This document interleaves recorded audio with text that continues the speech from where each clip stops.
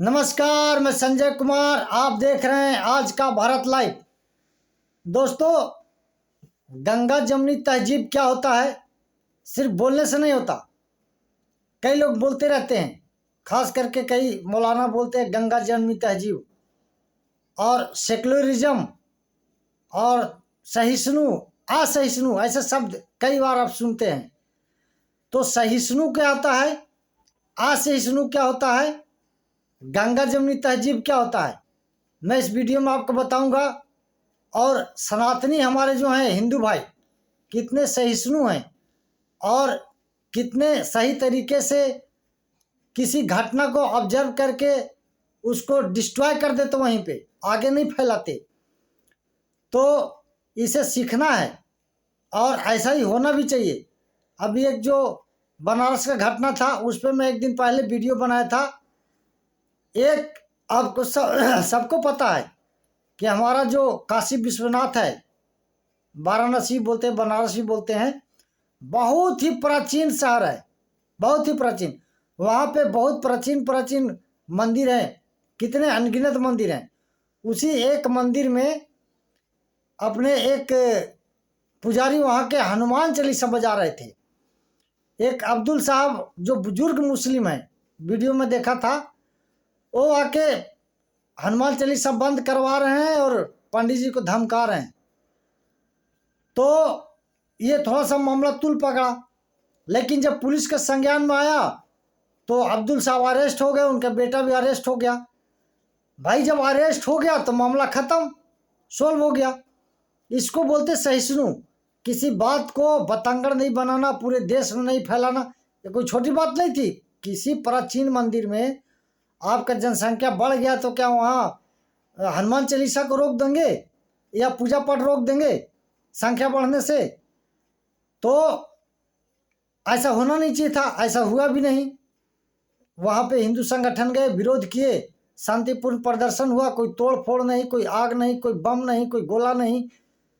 Police को complain किए, police आई, तहकीकात की, अब उनको अरेस्ट करके ले गया, कहानी खत्म। आई बताता हूँ, आज से ही सुनो। ऐसा ही घटना कानपुर में हुआ था आई लव मोहम्मद के ऊपर। वो भी कोई बड़ा घटना नहीं था, एक पोस्टर का हटाने ना हटाने का विवाद था, उसको वहीं सोल्व कर दिया जाता तो कोई दिक्कत नहीं होता। लेकिन उसको इतना बड़ा अफवाह फैला के और कुछ नेताओं द्वारा जो उस्काऊ होता है उस्का के और मुस्लिम नौजवानों को भड़का के जुम्मे के नमाज के बाद पहले तो कानपुर में फैला, फिर बरेली में फैला, फिर महाराष्ट्र में कई जगह फैला, अहिल्यानगर, कहाँ कहाँ। अभी आज फिर एक भी वो आ रहा था, एमपी में कोई जगह पे लगा हुआ था पोस्टर। तो एक ही बात को रिजिट करते हैं, इसको असहिष्णु बोलते हैं और मूर्खता में फंस जाते हैं। और इनका जब घर टूटता है, जब अरेस्ट होते हैं तो बचाने कोई नहीं आता। ये बार बार सीखते नहीं, इतने सिखाने से भी। ये देश सबका है, इस देश में किसी को किसी से प्रॉब्लम नहीं होना चाहिए। आई लव मोहम्मद हो या हनुमान चालीसा हो, आई लव महादेव हो, कुछ भी हो, किसी को कोई दिक्कत नहीं होना चाहिए, होता भी नहीं है। लेकिन कुछ लोग एक समुदाय को प्रवोक करते हैं, भड़काते हैं, लेकिन वो भड़कता नहीं, पुलिस कार्रवाई करती है, फिर रोते हैं। मैं आपको उदाहरण देता हूँ। आज के 10-15 साल पहले, अभी तो मैं गांव में कम जाता हूँ, आज के 10-15 साल पहले मुहर्रम में जब हम लोग घर जाते, आज भी मुहर्रम में जब घर पे होते हैं तो मैक्सिमम हिंदू इतना बड़ा बड़ा घंटी बांध के कम से कम 1-1, 1.5 फीट का हाय हुसैन, हाय हुसैन, हाय हुसैन करते रहते हैं। क्यों? वो आपसे भेदभाव नहीं करते। लेकिन इसी बात को मुस्लिम भाई नहीं समझते। वहाँ पे लाठी होता है, गदका होता है, हाय हुसैन करते रहते हैं और मसीहा गाते, उसमें शरीक होते हैं हिंदू भाई हमारे। तो इसमें कोई कहीं कोई पत्थर नहीं चलाता, कहीं कोई तज्जिया का जुलूस नहीं रोकता। अभी दशहरा में यहाँ कटक में, उड़ीसा में एक घटना आया, दुर्गा माता के विसर्जन में, वहाँ पे पथराव हो गया कि हमारे रास्ते से तुम डीजे बजाते नहीं जाओगे, दुर्गा माता का नारा नहीं लगाओ। ये क्या है यार? आपका देश है, आप देश में रह रहे हो, तो आप इतना असहिष्णु क्यों हो जाते हो।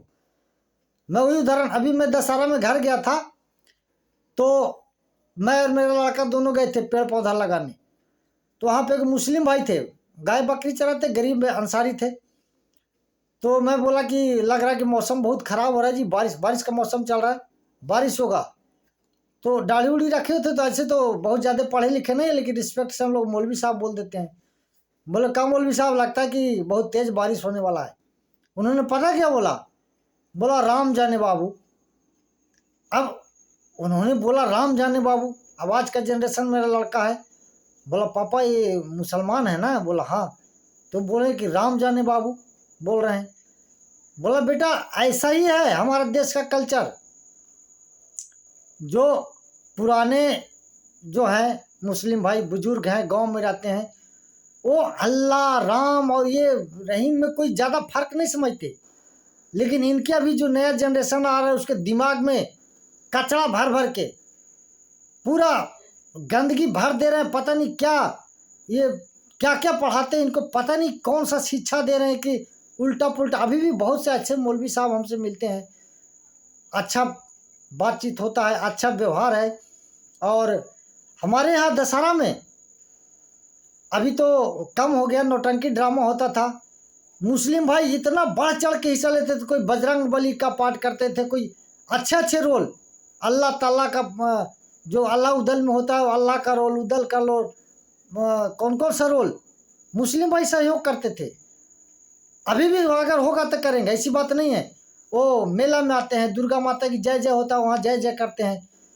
लेकिन ये जो टीवी में नए नए डिबेट लेके बैठ जाते हैं, और इतना कुछ AIMI के जो प्रवक्ता होते हैं, कुछ इधर से भी होते हैं, कुछ समाजवादी और एक दो RJD के नेता, ऐसे ऐसे डिबेट करते हैं भयंकर कि सुनने वाला तो ऑटोमेटिक मतलब हिंदू मुसलमान में भेदभाव पैदा कर देगा। जो उस डिबेट को सुनेगा, शाम को जो एक 5 से 6 होता है, फिर 7 से 8 होता है, एक एक घंटा, हर चैनल पे यही बात है। एक आजकल आज तक चैनल है, उसमें में तो हद ही हो गया। 20 लड़कों को भगवा गमछा देके, 20 लड़के को ब्लू गमछा देके, 20 लड़के को ब्लू गमछा देके, क्या कर रहे हो यार। आपस में ऐसे बैठा के फिर ऐसे ये बोलो वो बोलो। तुम बच्चों को ऐसे बैठा रहे हो अलग अलग कपड़ा पहना के। ये आज तक चैनल राष्ट्रीय चैनल है, तो जो वहाँ पे दर्शक देखते हैं वो क्या देखते हैं, उनके मन में क्या बैठता है। भाई साहब जो सामने दिखाई देगा, जो दिखता वो बिकता है बोलते हैं ना, तो जो सामने दिखाई देगा वो पक्का दिमाग में बैठेगा आज के जनरेशन के बच्चों को। तो जो राष्ट्रीय चैनल हैं, खैर हमारा चैनल इतना बड़ा नहीं है कि उनको तक न्यूज़ पहुंचेगा, फिर भी अगर आप लोग कोशिश कीजिएगा, शेयर कीजिएगा, तो बड़े बड़े चैनलों तक, प्रबुद्ध लोगों तक पहुंचेगा।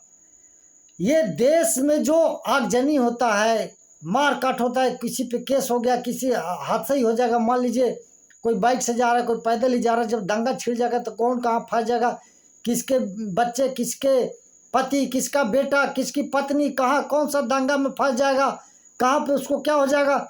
वहाँ पे कोई हिंदू मुस्लिम लिखा हुआ नहीं है, किसको गोली लग जाएगा, किसको बम पिस्तौल लग जाएगा। देश में राहुल गांधी देखती हो हमेशा जिंजी फैलाने में लगे हुए हैं कि जिंजी जागेगा, पता नहीं वो बांग्लादेश या नेपाल जैसा बनाना चाहते हैं देश को। तो ऐसे नेताओं के, ऐसे मोल्लाओं के, या ऐसे कोई भी जाति या धर्म का आपको प्रवोक करता है, चाहे आप हिंदू हो, मुस्लिम हो, सिख हो, ईसाई हो, बौद्ध हो, मत भड़को। हमारे पूर्वज जैसे रहते थे, कुछ पहले भी दंगा हुआ है, ऐसे छोटे छोटे गलत फहमियों की वजह से होता है। कोई मान लीजिए छोटा घटना हुआ, पुलिस के पास केस जाएगा, पुलिस अगर वहाँ की सरकार सही होगी तो सही एक्शन लेगा। जब सही पुलिस एक्शन लेगी तो कोई गारंटी देता हूँ कि कोई वहाँ पे नहीं होना चाहिए। हम सभी समाज के लोग आपस में जितने मिल के रहेंगे, उतना ही हमारा देश का विकास होगा, उतना ही प्रगति होगा। कोई राष्ट्रीय संपत्ति को या किसी भी संपत्ति को क्षति पहुंचाता है तो उसको देश को नुकसान नहीं होता है। उस चीज़ को दोबारा बनाने में जो पैसा खर्च होगा वो किसका पैसा है, हमारा आपका टैक्स दिया हुआ पैसा है। वही अगर आप नुकसान नहीं पहुंचाएंगे तो वही पैसा कहीं दूसरी जगह उपयोग होगा। कहीं सड़क बनेगा, कहीं पुल बनेगा, कहीं बिजली के खंभे गड़ेंगे, किसी गरीब को एक घर मिलेगा जिसको कॉलोनी बोलते हैं, प्रधानमंत्री योजना या मुख्यमंत्री जो भी मिला के देते हैं। कहने का मतलब ये है कि हमारा हिंदुस्तान बहुत ही सहिष्णु है, खास करके सनातनी।